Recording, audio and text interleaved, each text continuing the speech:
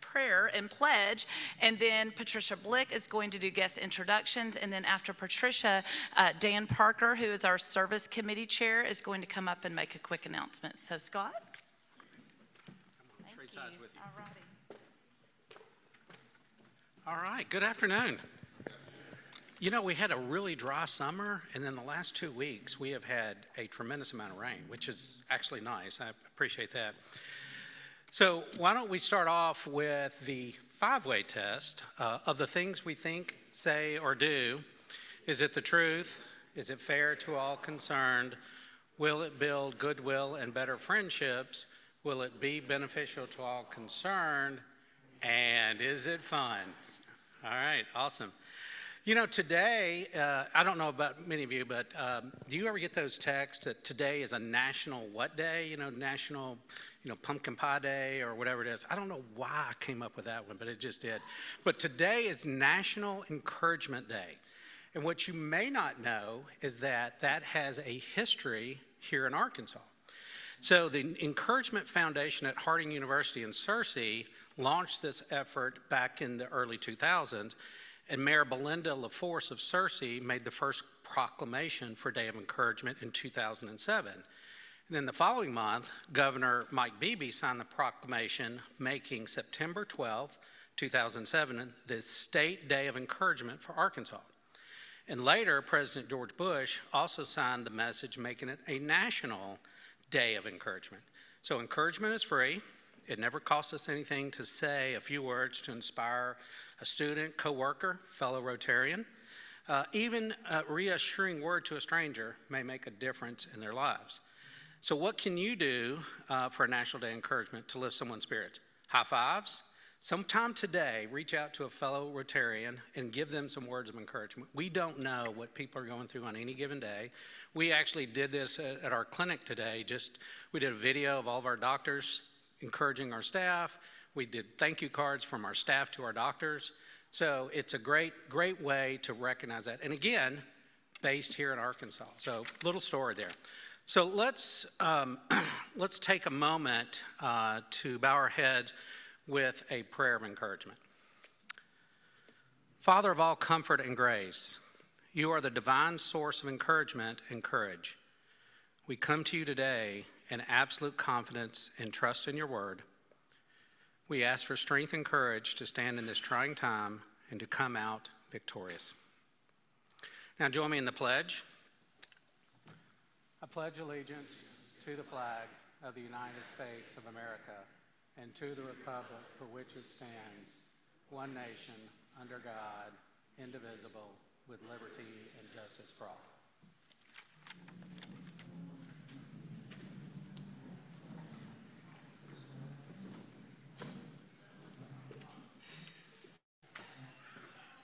Good afternoon. It's great to see everyone, and I'm so pleased we have so many lovely guests. When I call your name, if you could stand up and also have your host stand up, we'll recognize you at the end.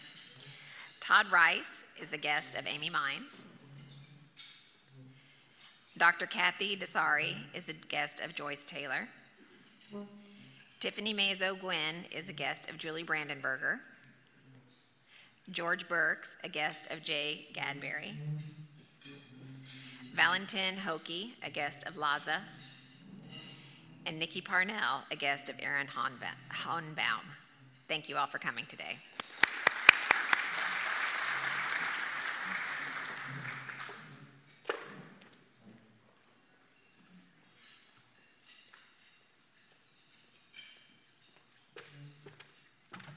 Good afternoon. For those of you who know what the Miracle League of Arkansas is, or of Little Rock, raise your hand. We've got a lot here that have participated in the past in serving with the Miracle League. Basically, these are special needs kids who get the opportunity to go out to Junior Deputy Park, special little ball field that Rotary's been immersed in for many, many years. And we just go out there and have fun. We had fun with these kids. And I want to expand fun to say we're going to have joy as a result of all this fun that we're having. Well, on September 23rd, from noon to 2 o'clock, We need 20 volunteers to sign up to come out and just help. Be there. Encourage the kid as he hits the ball. Assist the kid if he needs assistance to get to the bases. Show what teamwork is among his teammates. So basically, just an opportunity to serve. And we've got a link set up so that you can, it came in today's email, so sign up and show up, and we're going to show out. Thank you.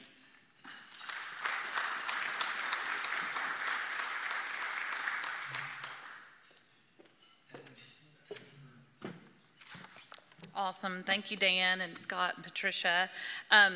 If you didn't see, I have to do a shout out to the Clinton team, Paige and Mike and Sarah. They have the funniest names to your lunch today that go with our marijuana panel today. So devil's lettuce, salad, all sorts of fun things out there. So shout out to them. They're very creative. I hope that we have a great full volunteer team at Miracle League next weekend. Be sure to look for that sign-up link. I think Karen actually sent it out today, and then it'll be in your newsletter again on Thursday. So please take a look at that. Thank you, Dan, for arranging that. As a quick reminder, too, we have a new member orientation tomorrow at 11:30 at Arkansas Business Publishing Group. They're hosting that. So if you haven't signed up and you would still like to make that new member orientation, just grab Karen or Lael on your way out, and they'll get you signed up for that. All right, guys, thank you to everyone. I think there's going to be some pictures up here. We had a full week last week of fun social. So thank you to Rocky Goodman, who sponsored and hosted our tailgate for our Ottenheimer students who left us last weekend. Another shout out to T. Martin Davis and Cindy Van Beekhoven and that full committee for all they did for those scholars. They had a great time, and we ended on a super fun tailgate with them. If you missed out, we had an awesome night at Wright's Barbecue, so don't worry if you missed. I mean, you missed a fun time, but we're going to do something very similar again. It was great. There was probably more than 135 members and guests there. Just a really fun night. We had the place to ourselves, so thank you guys for coming out to that. Definitely stay tuned to your newsletter because we have a ton of stuff coming up in October. Everything from service projects to socials to our regular Tuesday meetings. Lots happening in October, so be sure to be on the lookout for it. All right, so as you guys know, I kind of give a Power of the Fun tip each week before we get started in our program. So I wanted to talk today, as you guys know, I'm sure all of you know that we lost Jimmy Buffett last week. And I don't know about you guys, I'm a huge Jimmy Buffett fan. You know, parrot heads across the world are grieving, but really just anyone who enjoys a cold beer on a beach listening to a Jimmy Buffett song was sad to lose such an icon last week. But here's the thing, Jimmy Buffett was the epitome of fun and joy. I mean, I can't think of any time that I didn't have a smile on my face listening to a Jimmy Buffett song. Jimmy Buffett truly knew deep down the power of fun. He was quoted many times describing the importance of joy and fun in his own life. Here's one that I thought was super relevant to what we've been learning through the power of fun together. He said, I think it's really a part of the human condition that you've got to have some fun. You've got to get away from whatever you do to make a living or other parts of life that stresses you out. I try to make it at least 50-50 fun to work, and so far it's worked out. I loved that. Catherine Price in The Power of Fun, she writes a whole section on how we should take work breaks by micro-dosing on fun. And these brief moments of fun throughout our day reduce stress, which is key to keeping us creative too. So when we have fun, we experience a surge of energy that really enables us to put ideas into action. And the boost in creativity likely has to do with fun's effect on our body chemistry. True fun often involves new experiences, and as we've learned, all forms of novelty cause the release of dopamine, which is our brain's way of recording when an experience is worth remembering and motivating us to repeat it. So really, it's no wonder that Jimmy Buffett worked so much fun into his day-to-day. His brain was definitely telling him to repeat those beach moments. And as his good friend and mentee, Kenny Chesney, said, Jimmy Buffett taught a lot of people about the poetry in just living. Remember a few weeks back when we talked about play and the importance of play, even as adults. Play expert Stuart Brown said, when we stop playing, we start dying. Jimmy Buffett was a firm believer in playing and having fun and living. So you might remember Jimmy Buffett for margaritas and cheeseburgers in paradise, but we should also remember what he has taught us about living each day to its fullest. So that's my ode to Jimmy Buffett, and I think he really did understand the power of fun, and there's lots to learn there. So next up is our member video. You are gonna love this week's member video, so I'll let it play.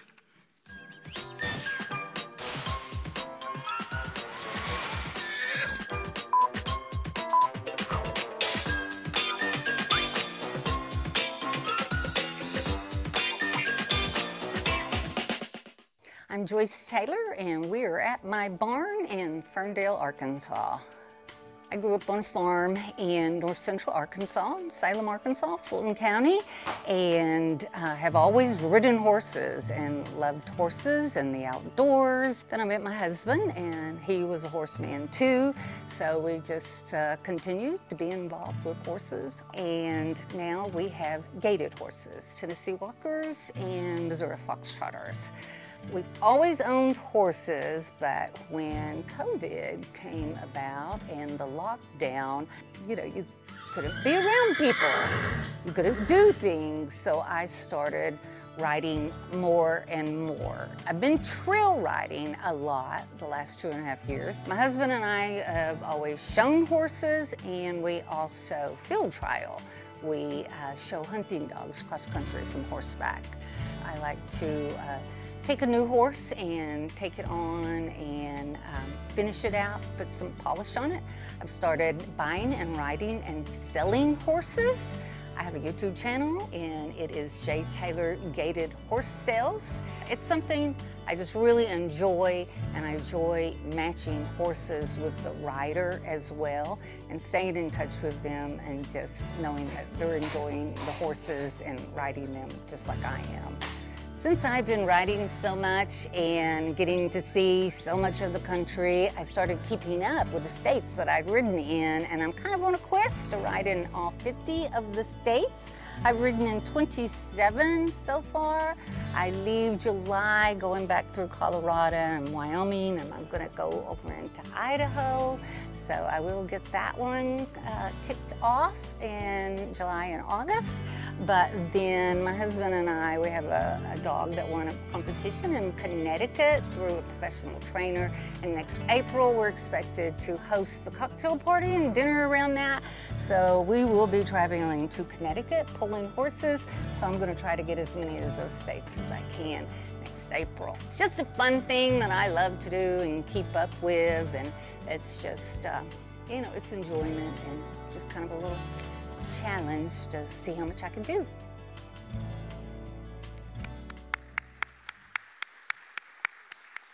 I don't know about y'all, but I want to be Joyce Taylor. That was it. I love these videos because I don't know if many of you knew that about Joyce, that she does this, and she's been traveling, and so we're glad you're back for a few weeks though with us, Joyce. All right, so now I'd like to invite Club 99er Chris Mangum up to the podium to introduce today's program.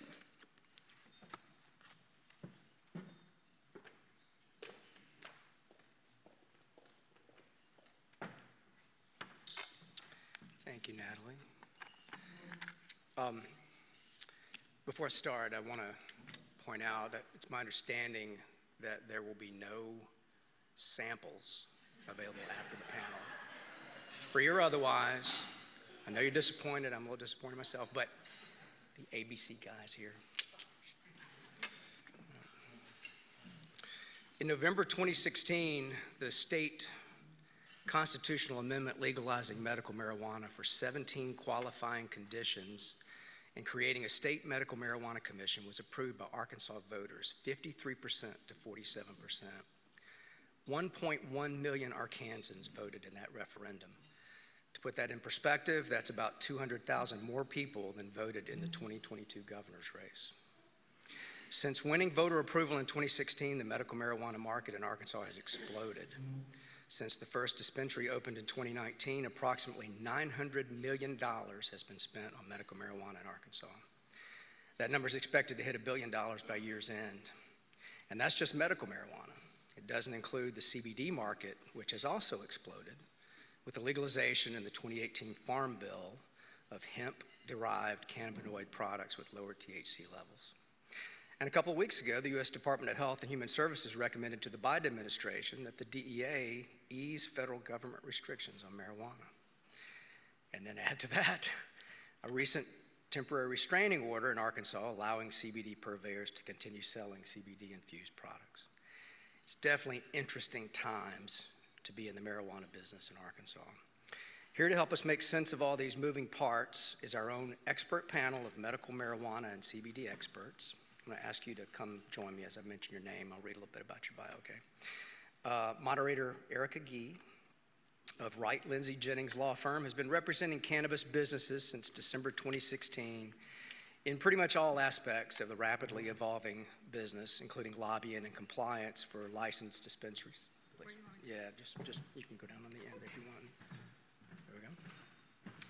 She leads a multidisciplinary team of attorneys at Wright Lindsay Jennings who provide representation in tax matters, M&A, capital raises, employment law, and other issues affecting the industry. She's been recognized as the best lawyer of the year, all right, for government relations in the 2023 edition of Best Lawyers in America, and is a sought-after speaker on the legal and regulatory aspects of cannabis in Arkansas, Oklahoma, Missouri, and the surrounding region. Her expert perspectives are often featured in local media, such as Arkansas Business.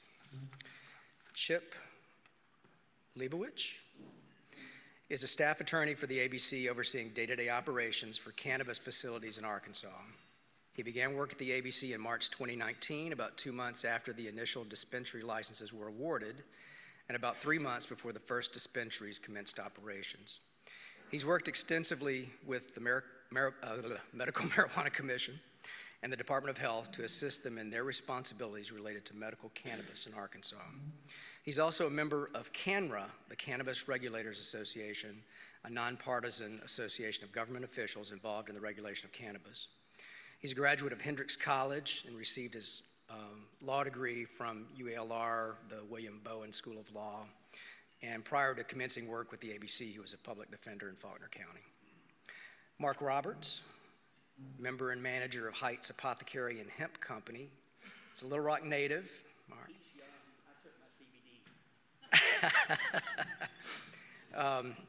He's a Little Rock native who relocated to Medford, Oregon in 2016, where he helped to bring a commercial marijuana farm online. He served as business manager and chief audit officer for Urban Farms, PHARMS, for 14 months, where he installed and used the BioTrack THC tracking system. The farm included marijuana grown outdoors, indoors, and in greenhouses, a cloning facility, a full lab, and a full kitchen. The farm employed 44 full-time employees and an additional 40 part-time people during harvest. Mark returned to Little Rock in 2017, where he advised licensing groups, including ABC agents, and opened a CBD specialty retail store. He remains quite passionate for hemp and CBD, as well as cannabis in general.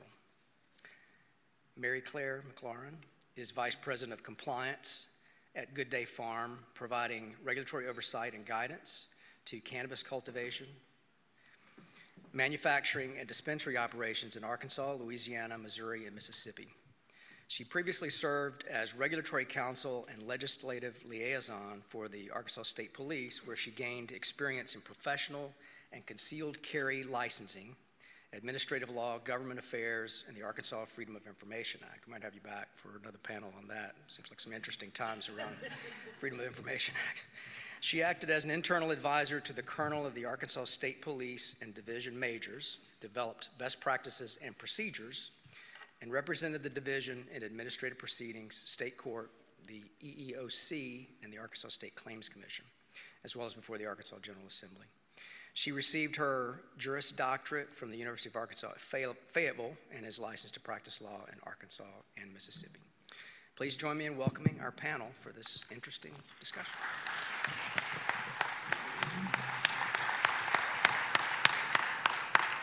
Is this on? It is. Thank you. Thank you for that introduction. That was very thorough. I appreciate it. No, really, it was great. I'm Erica G, as he mentioned. I am part of the government relations group at Wright, Lindsay, and Jennings. And most of my practice at this point is in medical marijuana and hemp and related industries. As you mentioned there in your introduction, it's an area that has grown tremendously since 2016 and just continues to grow every day, it seems. So there's a lot to talk about. I appreciate all of you being here today, and I'm sure you will have questions. That has been my experience. People have a lot of questions. So we have planned to leave some time at the end with questions, but if you've got something that's just burning as we're talking about it, we'll be happy to take your question here. I want to begin by asking each of you, I know two of you really well, and Mark, not as much, but asking each of you to talk a little bit about what your role is in this industry, because as you might have gathered from the introduction, it's really pretty complicated. There are a lot of moving pieces, particularly with the differing legal statuses between medical marijuana and hemp. It changes the game quite a bit depending on what seat you're in. So we'll start with my friend Chip. All right. Hi, all. My name, as you heard, is Chip Leibovich, and I am the staff attorney for ABC. Been there for about 4.5 years. My role at ABC is primarily related to the medical cannabis system that we have here. So everything from issuing any violations if we have a facility that is out of compliance with our rules, helping industry members, interfacing with our seed-to-sale tracking system, RSTEMS, that was created by BioTrack. I know a lot of you have probably heard of that before. I know Mary Claire has. Interfacing with Department of Health and Medical Marijuana Commission. I think a lot of folks, they hear medical marijuana, they think ABC's got that. Well, we do have regulatory oversight over our facilities, but then the Department of Health has responsibilities on our medical marijuana program as well, dealing with patients, dealing with lab testing, labeling, those sort of requirements. And then, of course, the Medical Marijuana Commission, which meets once a month. They use ABC as sort of administrative assistance, helping get those commission meetings together. So there's a lot to do. It's a lot of fun. Been really excited to be part of this medical marijuana movement in Arkansas, and look forward to answering questions. Before we move on, could you give us a little bit of context? How many medical marijuana licensees are there, and what do they do? Sure. So within our system, we have 38 licensed medical cannabis dispensaries across the state. We have 8 licensed cultivators. We also have 8 licensed processors. And of course, patients can purchase from the dispensaries. Dispensaries are purchasing either from other dispensaries, from cultivators, or even processors. We have dispensaries that also have grow operations, so they grow up to 50 mature plants at any given time. I think that about covers what the industry that we're regulating covers. Thank you very much. Mark? I was lucky enough to move to Medford, Oregon. Actually lived in Ashland, Oregon, which is only 14 miles north of the California border. And my job, a friend that had gone out there to start a farm in 2015, my job in 2016 was bring us online in the BioTrack system. We were soup to nuts. We could do just about anything. And we would sell straight to the dispensaries, but almost 99% of our product went to Portland, 4 hours away. I never went to Portland. Sonoma was also 4 hours away, and which way do you think I went? And I do have somebody, one of the members here in the club came out and stayed with me for about a half a week.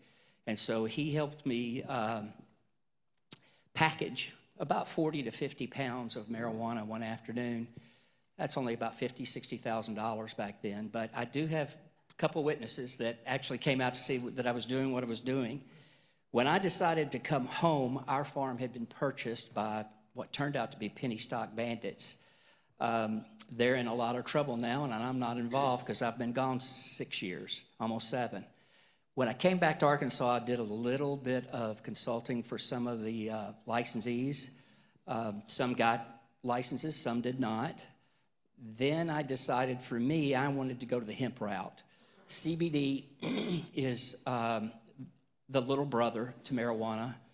Hemp is a really, really sturdy plant, and there's between 5 and 55,000 other uses other than medical for hemp. That's just kind of what drew me that way. I'm a big fan of cannabis. I'm not a user, never have been. My brother used enough for all of us. So, and my dad was a Navy man, and there were repercussions. But nonetheless, this should have happened a long time ago. There's been a lot of different industries fight what we're going through right now, and they're still fighting them. But we'll get past it. I think recreational is coming. I don't know if it's next year. It's probably 2 years away, just by guesstimate. And this is just another tool in your doctor's tool chest, okay? We want them to understand that we're here to help them, whether it be medicinal marijuana or it be the other cannabinoids, CBD, cannabidiol in particular. I think every week we get 2 to 3 more referrals from doctors who realize that there are some things we can help address, or it even helps their medications that they're giving to or prescribing to their patients. Usually it's anxiety, sleep, and arthritis. And the older the doctor, the more receptive he is to medical marijuana and CBD, because they realize they can't fix everything. And this has been around for 10,000 years. People have been using it for a long, long time. It's time for us all to kind of accept it. We don't all have to get high by using marijuana with lower doses, and we don't get high with CBD unless you come in with the new Delta 8. So anyway, I believe in all of this, and I'm very happy to be representing the CBD side here today. Thank you, Mark. Mary Claire, you've got a really different role. I do, yes. I'm here, I guess, representing, Mark gestured toward me several times, marijuana today. Mary Claire McLaurin, I've been with Good Day Farm for the last 2 years. I'm the VP of Compliance.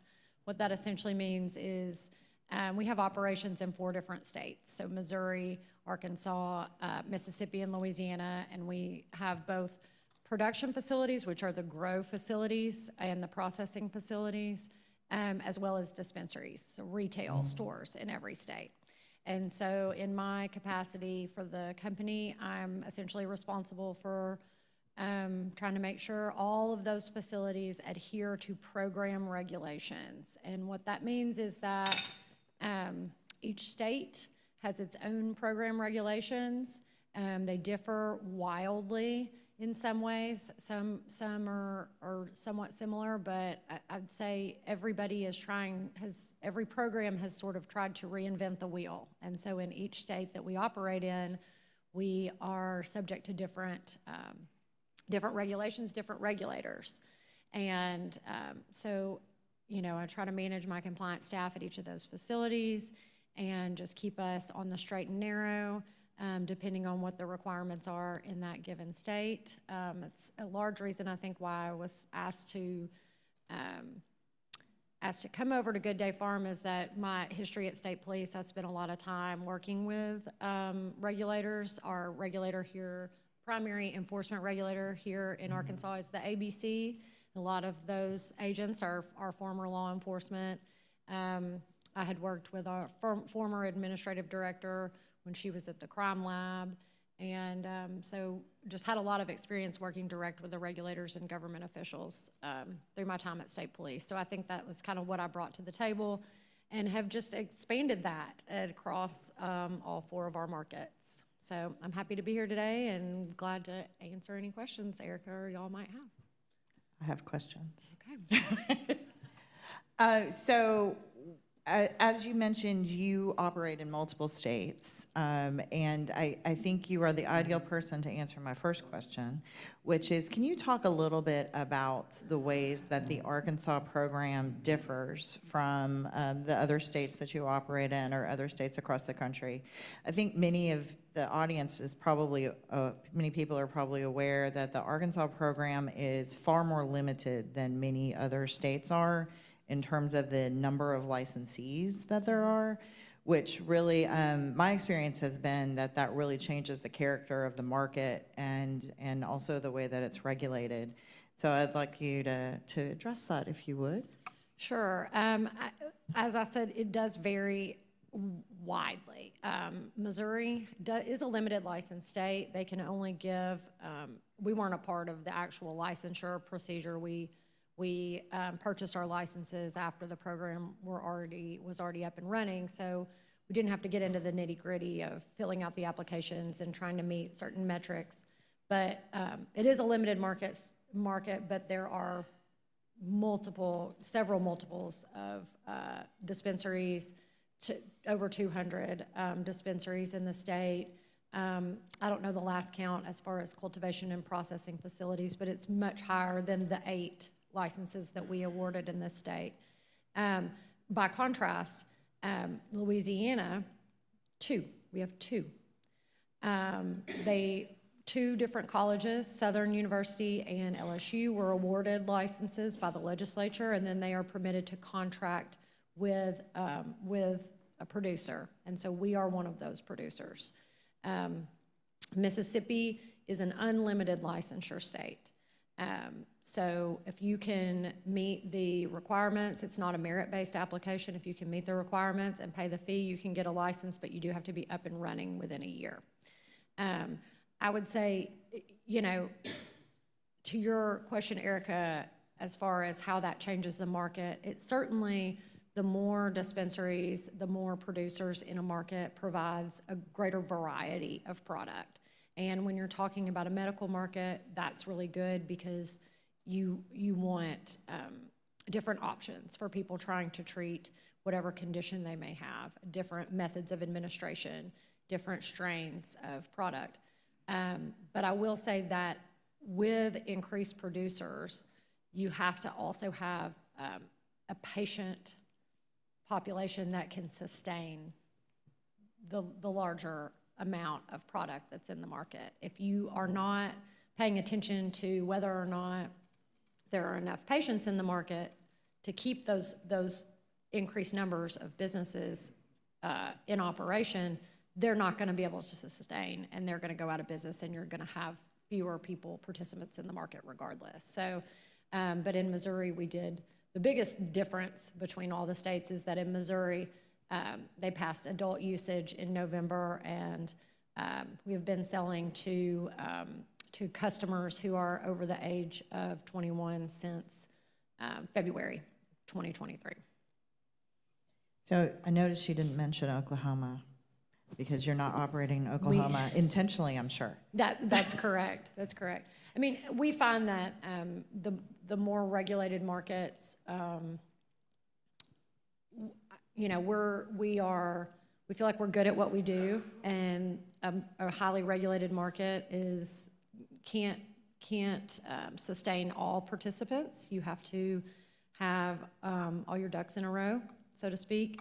In Oklahoma, there are essentially no regulations, and so basically anybody can do anything, and it's not the place that we would like to be a good operator working with other good operators, I think is a good way to put it. Yeah, and just to give you all a little bit more context there, I haven't looked recently, but the last time I looked, there were 10,000 and something licensed cultivators in Oklahoma, as opposed to 8 here, and 2 in Louisiana. And not a big difference in population. Not a big difference in population. So it really, if you drive through Oklahoma, you can see the effect that has had, I think. On people. So, but let me turn to you, Chip, and build on a comment that Mary Claire made, when there is an unlimited number of licenses, I imagine that's a pretty significant burden on the regulators. Well, I certainly wouldn't know. Obviously, it would be. Oklahoma, and this was some time ago, but even within the first several years, their regulators had not visited all of their facilities yet. To me, that's rather astonishing. In Arkansas, none of our facilities can commence operations until they've had an inspection by ABC enforcement agents. They're going to go through a facility, make sure that essentially it checked all the boxes, security cameras, alarms. Very thoroughly. A lot of hoops to jump through. This is even after a facility has been licensed, but before they can actually commence operations, before they can have any cannabis within their facility, they do have to have an inspection. So the notion that a place like Oklahoma just gives a license, say, good luck, hope you do it right, seems a little bit astonishing to me. I like that we did have an opportunity to go into a facility, inspect it before they started commencing operations. I think that's a good thing. And Oklahoma's made a lot of progress. They've added a lot of regulators, so they're getting there. But that's the biggest difference, is just keeping tabs on everyone when you have a limitless license system. It can be very hard to do. There's upsides to it, as Mary Claire referenced, but that does make it very hard to keep track of everyone. Well, and along those lines, what other aspects do you see from your interactions with other states' regulators where Arkansas differs and you think does it better? I won't ask you the other way. Well, it's hard to that can be very subjective what we do better, because everyone is different, as you all know. Some states have product classes that aren't allowed. Pre-rolls, for example, are not permitted in Arkansas. Other states do that. Some states didn't get edibles for the longest time. I think Hawaii was a state that didn't get edibles right off, and that's kind of a standard product class in a medical cannabis system. It seems very odd. Other states experimented with not doing flour available for patients right off the bat. I think Alabama has that currently. It's only processed materials are good. I think that's one really good thing that Arkansas has done. We started right off the bat with edibles and flour being available for patients. That's, again, not something that every state does. And off the top of my head, those are the two things that just immediately come to mind that would impact the public and the patients. There's probably other things behind scenes that make things a little bit quicker and expedite things. Obviously, having a lower number of facilities does help us expedite things, everything from cards for employees to changes to licenses, help with connectivity issues to BioTrack. That kind of thing is easier when there's not thousands of licensed facilities. So there's things that we do different, and yeah, I'd say there's some things that we do better, but every state is very different, and every state did essentially try to make their own roadmap for how their cannabis system, whether it was medical or recreational, would go.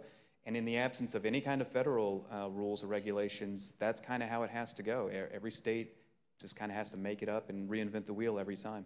It's a little siloed market in each state, which is pretty unusual these days, to have an industry that works that way.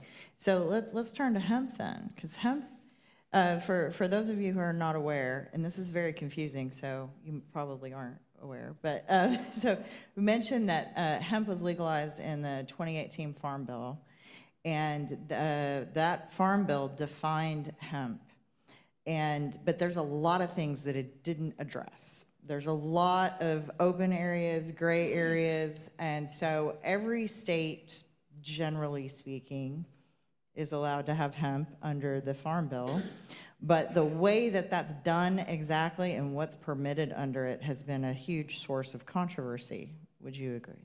Yes. Years ago, just an arbitrary figure by people that were studying the difference between marijuana and hemp, or just two different strains. All cannabis is sativa. So when people talk about indica and sativa and all that, all cannabis is sativa. There are strains that are more of an indica, which is more of it gets you stoned, where sativa is supposed to pick you up. Well, just an arbitrary number was chosen by the folks that were looking at all of cannabis, and it was 0.3% by weight of THC. If you were less than that or less, you are hemp. Above that, you're a marijuana. Now, hemp staying in the field too long, right before it turns to seed, will actually morph into a very low grade of marijuana. It's one of the reasons a lot of people believe that hemp probably existed before marijuana, because marijuana will never morph into hemp. And it's been around a long, long time. So that 0.3% is really hard to stick with, because during the processing period, we call it getting hot, and it can get hot. And you've either got to destroy it, or you've got to hope you can get it back to 3% or less, 0.3% or less. Those are really hard numbers. I know the industry and the government are looking at raising it to 1%. That'll keep the processor out of some trouble. It'll keep the growers out of trouble.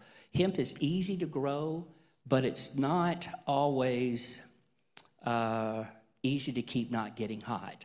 I went down to a farm in McGee, and we're talking to those folks down there right after probably 2019, and some of their hemp was getting hot. And I just asked them, where did you get your seed?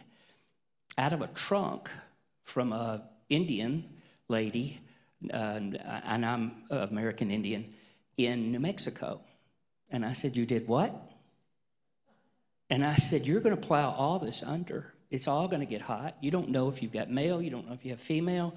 Male hemp, male marijuana is worthless. At least the hemp, you might be able to use some of the fiber. But for marijuana, it's just toast, and you got to get it out, or it'll turn all of the plants into males, and then you've got a worthless. But good growers keep an eye on that very quickly. And nowadays, we know what kind of seed we can get. So the 0.3% was simply an arbitrary number that those folks chose back in the, I believe it was the 90s. Ruderalis, or industrial hemp, is what we use. It's a different little stocky plant with fat leaves. Marijuana is a very skinny leaf and grows very tall. In Oregon, I saw some plants 16, 17, 18 feet high, and one plant that actually gave 8 pounds of dried product. That was one plant that one lady and her family grew. So that's a very, very rare. If you're trying to get, at least outside, you're trying to get 3 pounds. Indoor, you're lucky to get a half a pound of dried product. The plant is, both hemp and marijuana, is 80% water. So you might see that you've got this great plant, but it's going to go down a whole lot during the dry period. Hemp does everything the same way as far as that growth and that water and everything else. It's just very low in THC content and very high in cannabidiol and the other medicinal cannabinoids. So it's difficult with that 3%, and that's why they're looking at 1. Now, are they going to have the same excuses? It's getting hot at 1. I don't think so. Those people just should be growing hemp, probably.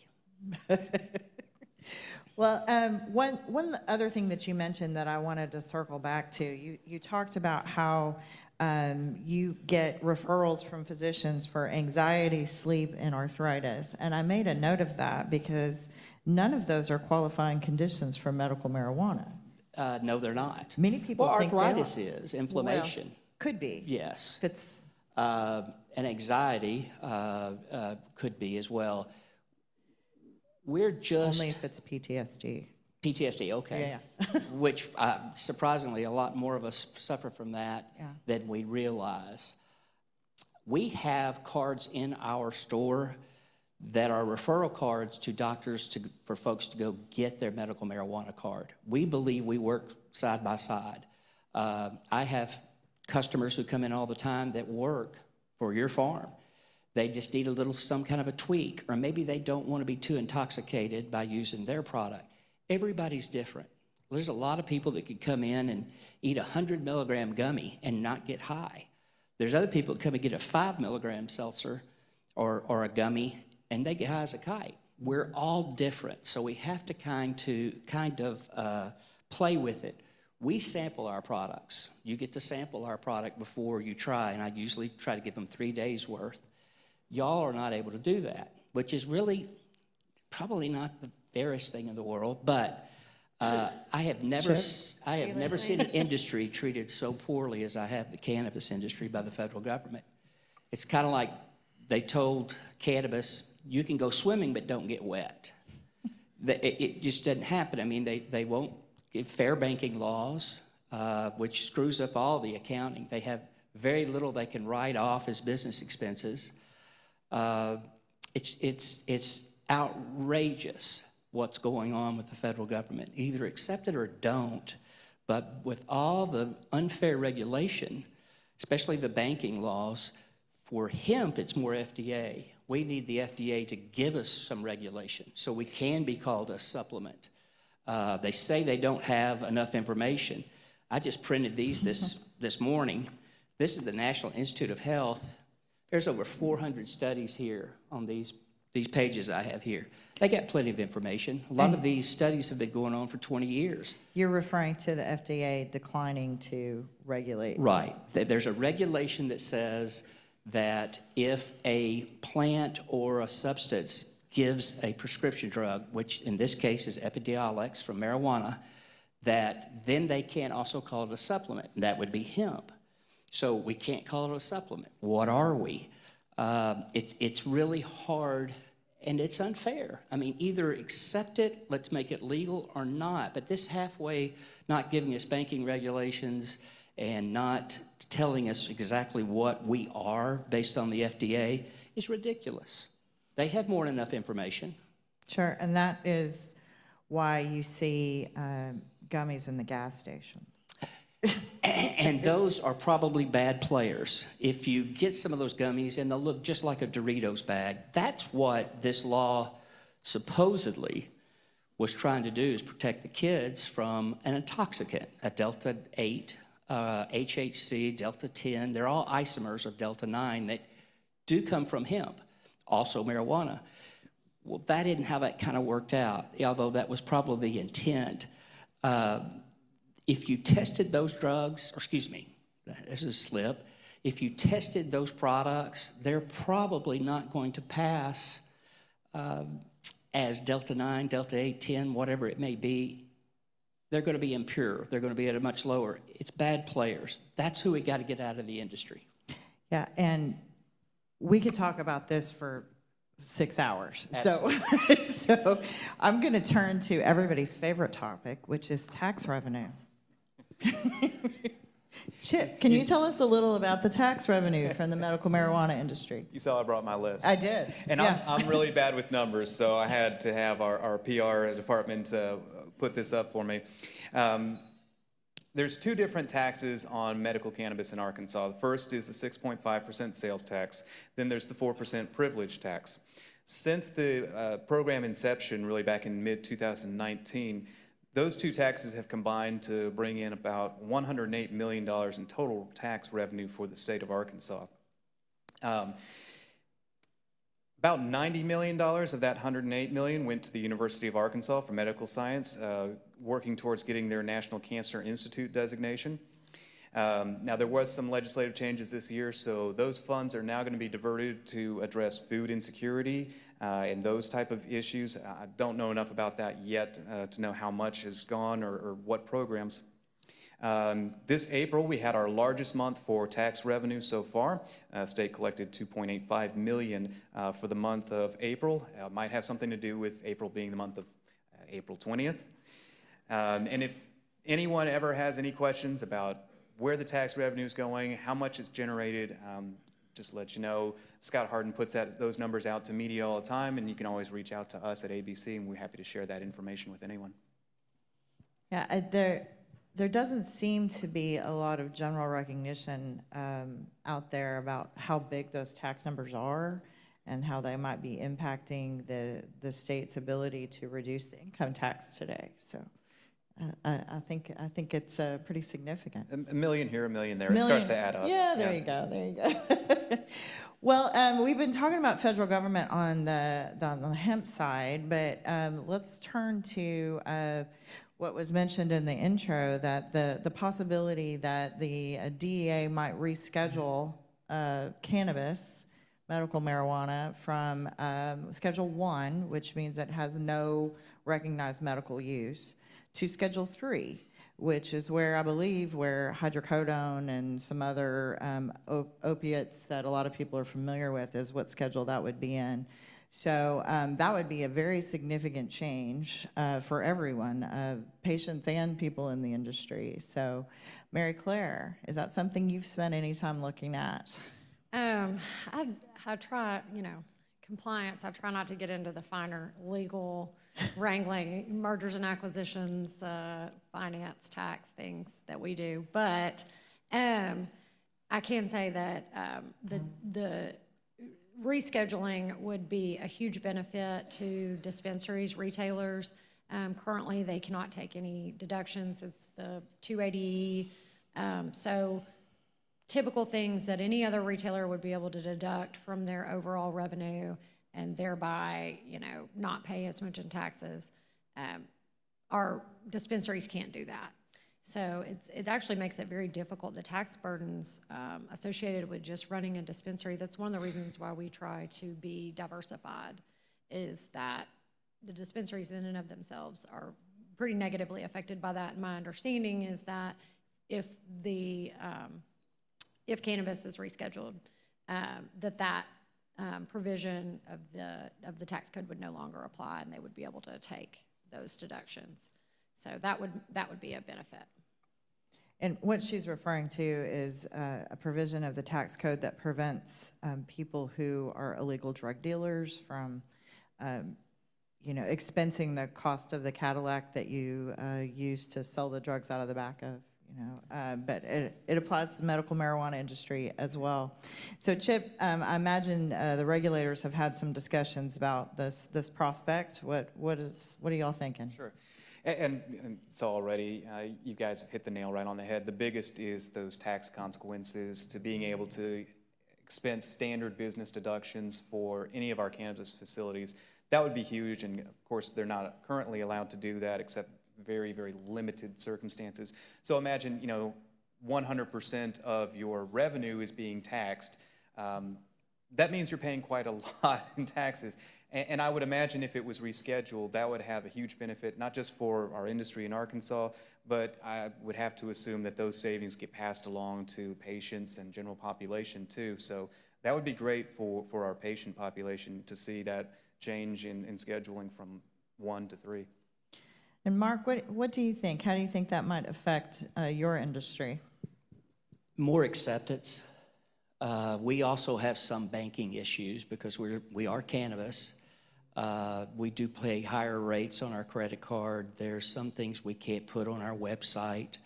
And that's basically either someone really trying to justify their job or ignorance, because we don't get you high. We can, but we don't. Usually the Delta 8 is the only thing it is, and that's not anywhere close to being our highest seller. But I think if they reschedule, that might lead to the fair banking. That would be the next thing that I think we all are hoping for.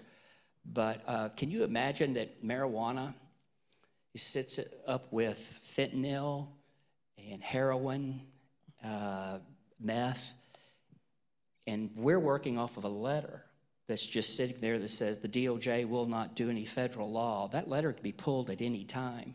Well, why don't they do a letter for fentanyl if it's the same class and say, hey, we're not going to do any DOJ? Why don't they go ahead and do that for heroin? I mean, if you're going to do it that way, it's either needs to be rescheduled to a 3 or even a 4. I think it should be a 4. No one has ever died. We don't have a receptor in our brainstem for cannabis. No one has ever overdosed from cannabis, ever. Now, did some guy get drunk, get high, and jump out of his window in Las Vegas when the first time he ever? Yeah, maybe, but it was the fall that killed him, okay? So it's so much safer. It's not a gateway drug. Alcohol is the gateway drug. Alcohol is a depressant. It also charges you. I can remember talking to a state trooper in Oregon, and he said the guy going 40 miles an hour on the freeway, and you had to get on the I-5 just to go to your own bathroom in your own house. You got to get on the I-5. He said the guy's doing 40, 50. He said he's just trying to get home. He's high. He said the guy doing 80, 85, he's trying to get to the next bar. And that reminded me of the old saying of you put 5 guys in a room drinking and there's going to be a fight. You put 5 guys in a room smoking marijuana and they're going to form a band. I mean, and it's true. It's true. It relaxes you and it focuses you. CBD can do the same thing. It's just we're less expensive because we don't have all the regulation, and we're easier to grow, much easier to grow. It's a different plant with some of the same medicinal benefits. God, I like that joke. I hadn't heard that one before, but I'm going to use that. Okay. Yeah. So we've just got a few more minutes left. Does anybody have questions? Yes, of course. Yes, go ahead. This is probably for Chip. How many Arkansans hold medical marijuana? He's asking how many people have patient cards in Arkansas. Department of Health has those numbers, and last time they shared that number with us, it was somewhere north of 90,000. 90-ish, yeah, I think. Yes, ma'am.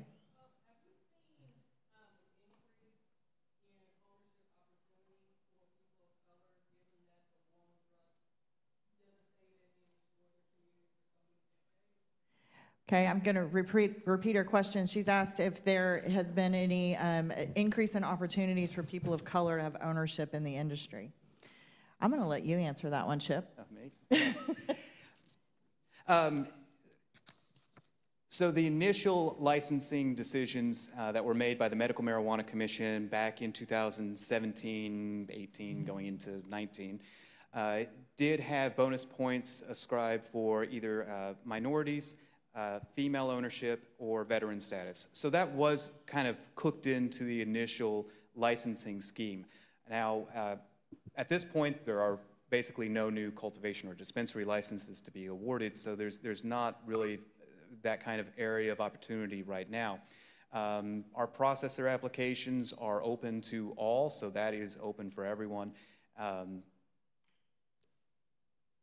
That's all I know to answer the question. That's about the only part of our program where we have that. I would just add to that, some states have really made a concerted effort on that front. As Chip said, there's no new licenses here, so I think that as long as that remains the case, that makes it a little bit difficult to put anything in place that has a real impact.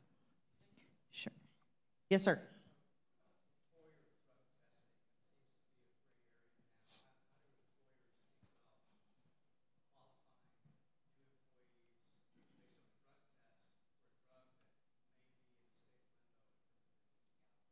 He's asking about employer drug testing and how you kind of square that with state law allowing medical marijuana use. And I'll just tell you what I've heard my law partner, who is an employment lawyer, say a million times.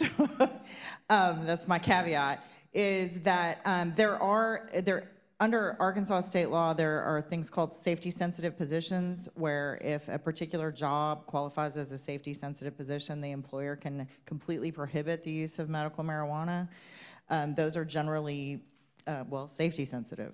Driving heavy machinery, performing surgery, things along those lines. What most employers who are not dealing with those kind of positions have done, from what we've seen, is many of them have loosened up their particularly random drug screening or pre-employment drug screening, and have looked at more how is your performance on the job, because that is something, you can absolutely prohibit someone from being impaired at work regardless of whether or not it's safety sensitive. So we are out of time. If anybody else had some burning questions, I'm sure we'd be happy to answer them, but we really appreciate your attention. Thank you for coming today. Thank you all. Thank you. Thank you. Thank you, Erica, Chip, Mark, and Mary Claire. Super informative. Before you go, we have a little gift for each of you guys.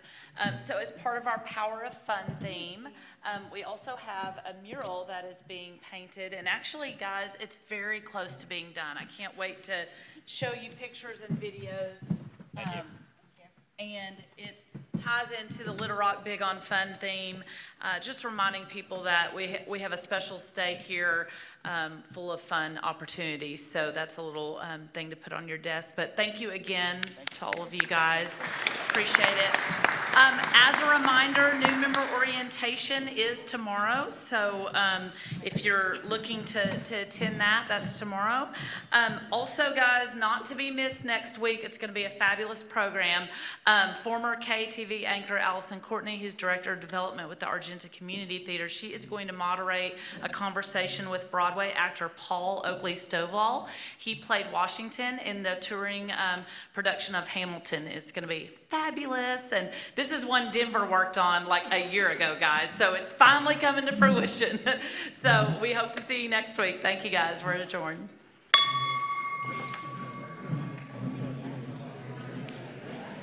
Grab a pen.